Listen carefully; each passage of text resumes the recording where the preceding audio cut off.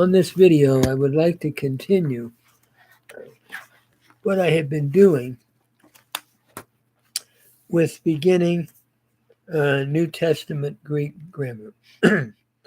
We're now at the present active imperative and just going through it. Lue lueto, luete lueto san, which would be loose, singular, you loose. Let him loose, lueto.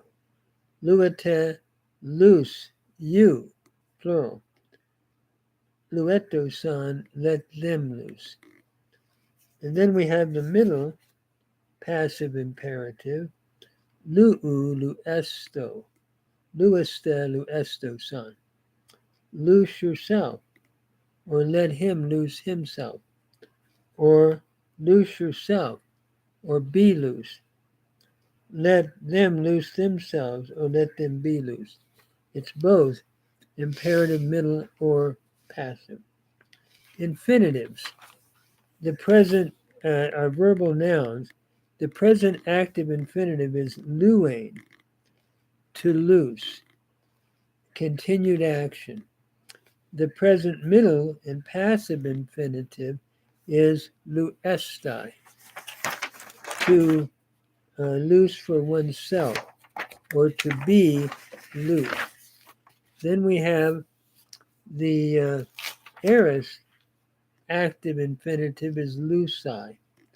Aorist infinitive middle is lousastai. The aorist infinitive passive is luthenai, to be loose.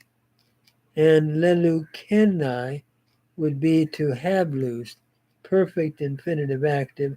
And lelustai, perfect infinitive middle, would be to loose for oneself.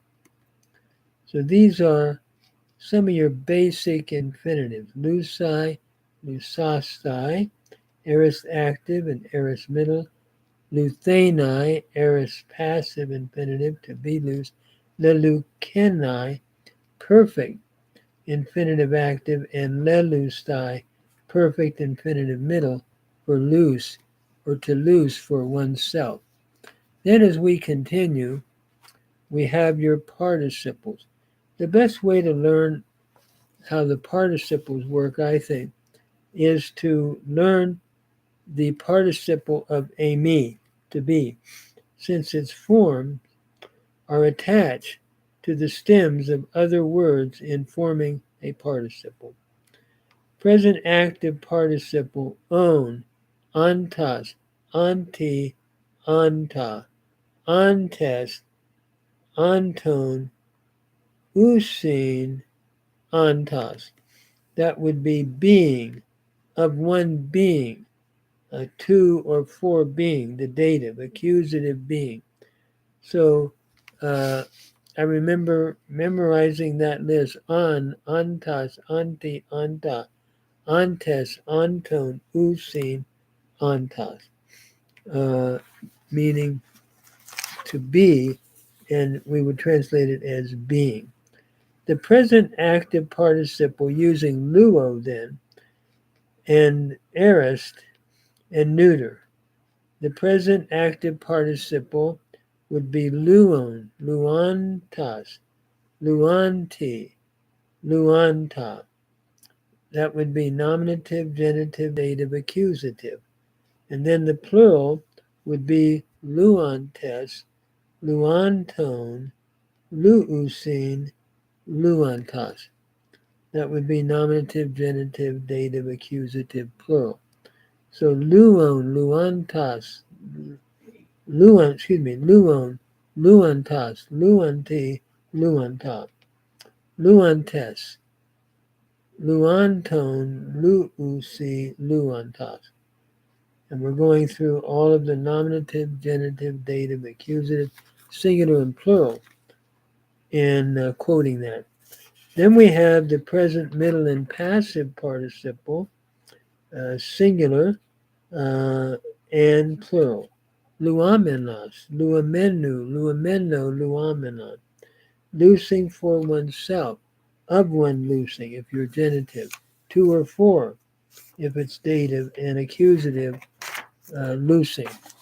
And then we go to the plural, luamenoi, luamennon, luamennois, luamenus.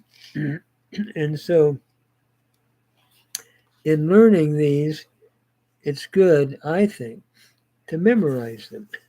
I remember years ago when I first had Greek, that is what we were encouraged to do, to memorize all of the participles that we could.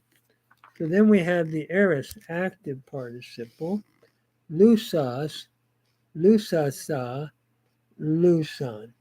Aorist active masculine, feminine, and neuter. So it'd be lusas, lusantas, lusanti, lusanta. Genitive, nominative, genitive, dative, and accusative. Plural, lusantes, lusanton, lusasi, lusantas. So lusas, lusantas, lusanti, lusanta. Lusantes, lusa, lusanton, lusasi, lusantas. Then we go to the aorist middle participle, lusamenos, or lusamene, and the neuter, lusamenon. So the nominative, genitive, dative, and accusative again, having lus for himself. Lusamenos, lusamenu, lusameno, lusamenon. And then the plural, lusamenoi, lusamenon, lusamenois, lusamenus. And therefore you have your lu with your sigma, and then your a and your long menos, menu ending, and so forth. So you note the sa after the lu, the stem, plus the same suffix ending as in the present participle. The aorist participle, you have your theta, eta, sigma, and luthes, luthesa, luthen. So if we were going to go through the aorist, nominative, genitive, dative, accusative, having been loose, would be luthes, luthentas, luthenti, luthenta, nominative, genitive, dative, and accusative. And then the plural, luthentes, luthenton, luthesine, and luthentas. And notice the theta, epsilon, nun is repeated in nominative, genitive, dative, and accusative. Luthesi, though, in the dative. The perfect active participle, having loose, lelukos is the masculine, leluquia, lelukas. So if we were going to decline it, having loose, lelukos, lelukatas, lelukati, lelukata. And then the plural, lelukates, lelukaton, lelukasi, lelukatas. So lelukos, lelukatas, lelukati, lelukata, lelukates, lelukaton, lelukasin, lelukatas. And it's good just to sort of, I think, quote it and go through it in your mind. Then we have the perfect middle and passive participle. Lelumenos, lelumene, lelumenon. That would be having loose for oneself or having been loose. Lelumenos, lelumenu, lelumeno, lelumenon.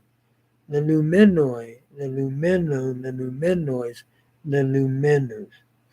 Note the accent is on the penult or next to the last syllable. And even though the last syllable has a short vowel, instead of going back to the expected anti-penult syllable, the second back from the last, the ultima, you only go back one space to the penult, the one right before the last or the ultimate. So the subjunctives then. Let me talk about subjunctive. This looks at mood, possibility, or probability. It is rendered as may lose rather than I am loosing, or of the indicative mood indicating a probable or possible action of reality over against that of actual reality. Like it is raining, that would be indicative. It may rain would be an example of your subjunctive.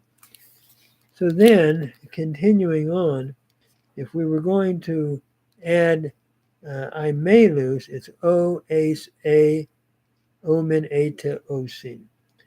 Luo, lues, lue, luomen, luete, luosin. I may lose, you may lose, and so forth.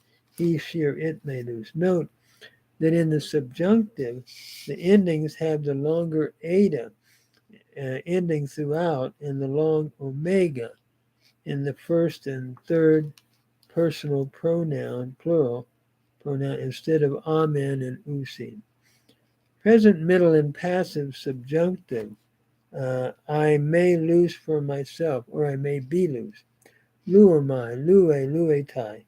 Luomatha, lueste, luomtai. You have omai, atai. Omatha, este, ontai. Note that the long omega and eta vowels in the suffix after the stem of lu. So your active subjunctive then, I may lose, your aorist active subjunctive, I may lose, you have your sigma after the stem and o, ace, a, omen, eta, osin, just like in the present endings of the subjunctive. So it would be luso, luces, luce, lusomen, lucete, lusosin. I might lose, you might lose, he, she, or it might lose. A plural, we may lose, you might lose, or they might lose. Notice the aorist subjunctive has the same endings as the present subjunctive after the sigma suffix, following the stem lu, which gives it away as an aorist, that is the sigma after the stem, and the aorist ending, o, ace, a, omen, eta, osin. Now let's go to the summary. Your first declension feminine is an eta or an alpha vowel at the ending. Autoke, autocase, doxa, doxate. Summary of nouns now. Second declension, you have the O vowel in its ending. Logos, lagu, or anthropos, anthropu. Third declension, you depart from the first and second declension in the genitive in the following cases. We're using the example of cautis, caritas, cariti, and so forth. So what I would encourage is learn the article and apply the case endings of first and second declension nouns to become fluent in that. So let me just give a summary of verbs, participles, and subjunctive. Luo is the present I am loosing. Luso, you add the sigma after lu, I will lose. Lu being the stem. Eluon, you have an epsilon followed by the on suffix. I was loosing. Elusa, epsilon, the sa suffix. I loosed. Eluthane, the epsilon, we call the augment, the prefix, followed by the theta, eta, nu. Then the perfect, leluka. You have le, a reduplication, and then you have ka in the suffix. And the pluperfect is elelukane. You have ele in the prefix and kane in the suffix. So I would learn the participle of a me, on, ontas, anti, anta, and so forth, and apply these endings to the present participial forms and after the sa, sigma, or suffix in the aorist. Add the endings on, ontas, like luon, luontas, and then lusas, lusantas, etc. For the subjunctive, you have your longer omega and a vowels, ada, luo, lues, lue, o, ace, a, and the present over against the present, luo, lues, lue with the epsilon, iota, sigma, and the upsilon, epsilon, iota, sigma, and then you have the epsilon, iota. So the principal parts is the recognition of the verb then in the present, future, aorist, aorist passive, and perfect stems. Second aorists are perfects that are used and differ in root of the stem in the aorist and perfect from the present. Those are called second aorists. Thus, learning these forms are essential in translation. These basic principal parts will be presented with each lesson as they occur at the end of our reading. Now, just before I conclude this section, let me just do a couple of things here. Let me talk about personal pronouns. Ego, emu, amoy, emeh, hemes, hemon, hemin, hemas. I, genitive, of me, amu, amoy, to or for me, emeh, me, and so forth. The plural, emes, hemes, hemon, hemin, hemas. We, of us, to or for us, us. The second person, su, soy, set, humes, humon, humin, humas. That would be you, of you, to or for you, etc. In the second personal pronoun. Third, autas, autu, auto, auton, autoi, auton, autois, autus. If we were using the third of autas. The feminine would be aute, autes, aute, autain, autai, auton, autais, autas.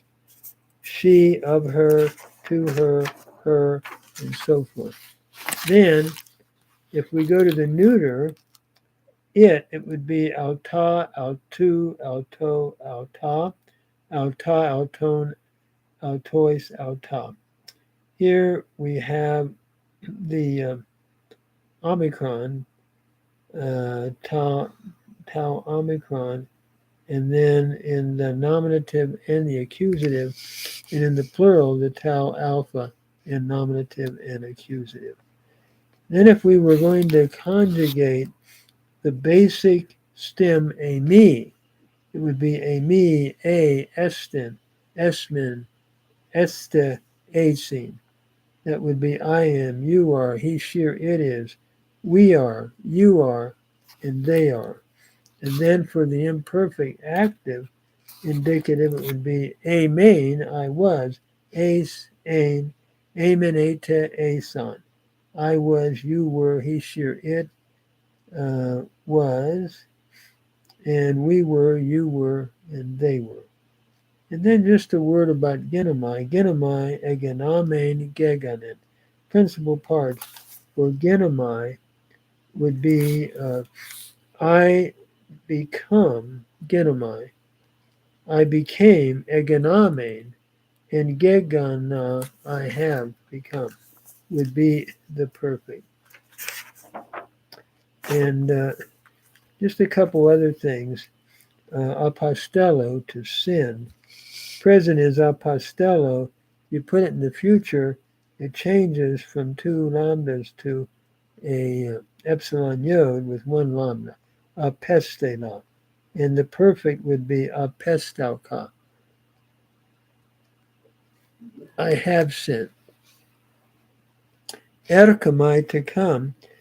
I come, but in the aorist it's eothon. Notice the stem change. And alelutha, he has come. The perfect active. Present from genosko would be I know.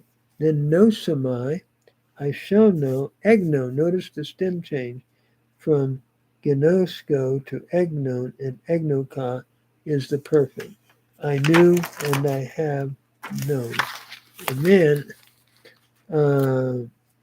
we have several other examples. Kradzo to cry, ekraksa, kekradsa. That is, I cry, I cried, I have cried. Lambano to receive. Present active, lambano, lempsamai, the future. Elaban, notice the way the stem changes, I received. Elefa, I have received. So these are principal parts, looking at present, future, aorist, and perfect.